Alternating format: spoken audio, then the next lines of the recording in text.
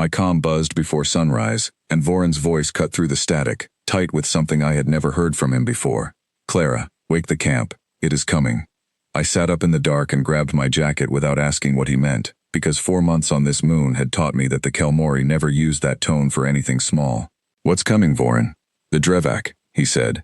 "The shape your scanners marked 3 nights ago. The one we told you to ignore. It has changed direction. It is heading straight for the camp." I had heard that name before, always spoken low, like saying it too loudly might draw the creature closer. The Kelmori had lived on this moon for 6 generations before any human ship reached it, and in all that time, they had never tried to study the Drevak. They had only ever tried to stay out of its path. We had come to this moon to catalog 6 mineral deposits and a water source clean enough to support a future colony. Work that mattered more to the people back home than any of us liked to admit. Work that none of it would matter if we could not survive long enough to finish the survey. I stepped outside into the cold mist and found Voron already waiting by the fence line. His 4 eyes were wide and unmoving, and behind him stood 2 more Kelmori scouts, frozen the way people freeze when they are trying very hard not to run. "How far?" I asked. 11 kilometers, closing fast, faster than anything should move through that terrain. I looked toward the dark wall of trees at the edge of camp. Somewhere out there, in country no Kelmori had ever fully mapped, something was moving toward us with purpose. Behind me, the rest of camp was waking, voices low, boots crunching on gravel, a flashlight beam swinging across the supply tents as Daniel checked the perimeter sensors one more time. "Tell me everything you know about it," I said. Voron's throat pulsed, a habit I had learned to read over the last few months, one that always meant fear. "It hunts alone. It does not call out the way our predators do before they close in. It does not chase anyone who stays in a group. It studies first, sometimes for days, and then it chooses whoever is weakest, or whoever has wandered off alone, and it takes them without ever making a sound. And after that? There is no after that," Voron said. "No one has ever crossed paths with the Drevak twice." I should admit something here, because I know how strange it will sound. I did not feel afraid in that moment. What I felt was closer to recognition, the way you feel when someone finally describes a stranger you had only ever heard about in old stories. "How big?" I asked. "Larger than your tallest soldier, built low, made for speed across open ground. It does not stop to feed where it finds its prey. It carries everything away, and nothing is ever found again." Daniel reached us just as Voron finished. My second in command, normally the steadiest person on the team, had a tightness around his eyes that I had only seen once before, during our first month here, when we lost contact with the orbital relay for 9 long hours. "Sensors confirm it," he said. "Heat signature the size of a transport vehicle, moving through terrain our trucks can't even cross. It will reach the eastern fence in under 20 minutes. "Any word from the northern relay?" I asked. "That's the other thing," Daniel said. "It went quiet 2 days ago. We assumed equipment failure." That single detail changed the shape of the morning in my mind. This was not a wandering animal that might simply pass us by. Something had already found one human outpost on this moon, and now it appeared to be looking for another. "Get everyone into the central shelter," I said. "Lock the supply tents. Nobody outside unless I give the order." "What about you?" "I'm staying at the fence." Voron's eyes somehow widened further. "Clara, you misunderstand. This is not a creature anyone fights. The original Kelmori team that built this outpost, before your people ever arrived, did not all leave by choice. 4 of them are still out there somewhere. They never came back, and we never went looking again. I want to explain something here, because I think it matters. Every world builds an apex predator. Every food chain organizes itself in fear around something sitting at the very top. On the Kelmori homeworld, that creature was called the Istor, something so feared that their oldest written language had 11 separate words for it, each one describing a different stage of dread.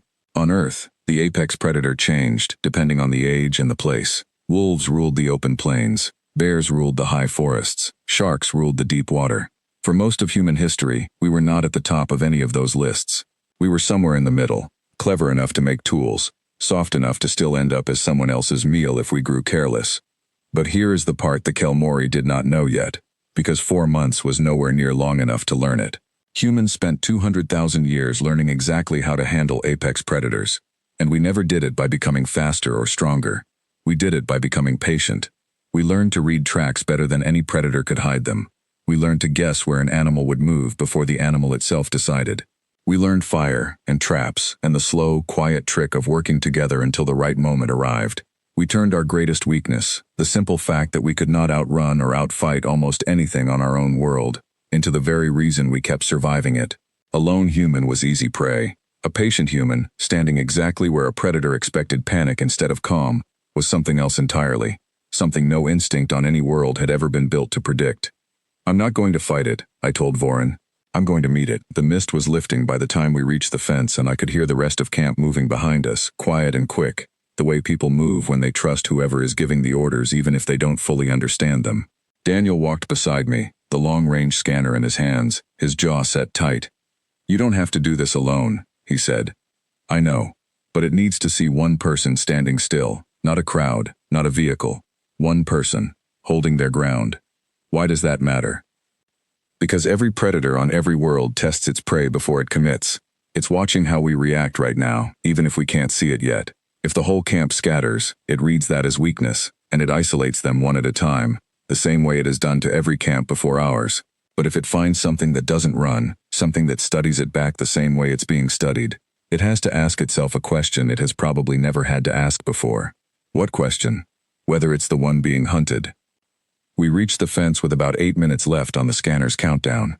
Voren and 2 other scouts followed at a careful distance, close enough to watch, far enough to retreat if they needed to. I could feel the whole camp behind me through the thin morning air. Dozens of people who had crossed an incredible distance of space to study a world none of us fully understood yet.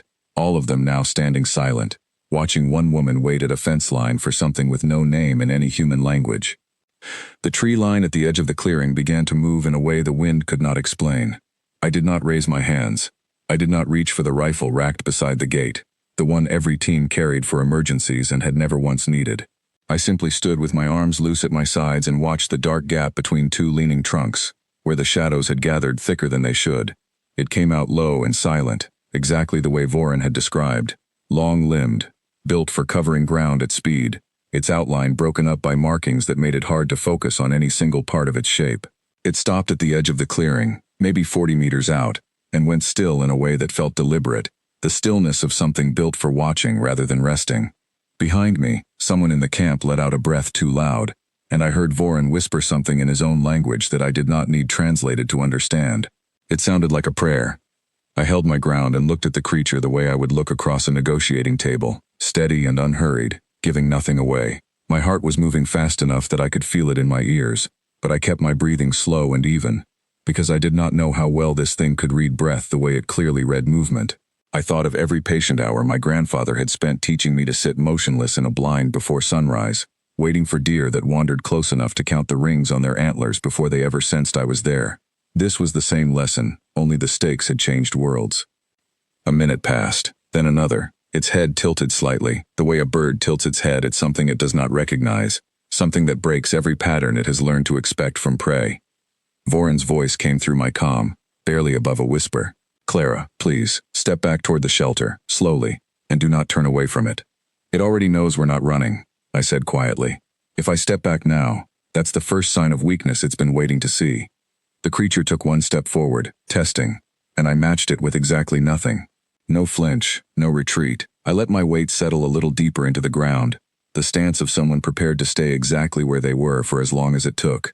Our ancestors once called this the watching game, and they played it against animals that could outrun and outlast every one of them individually.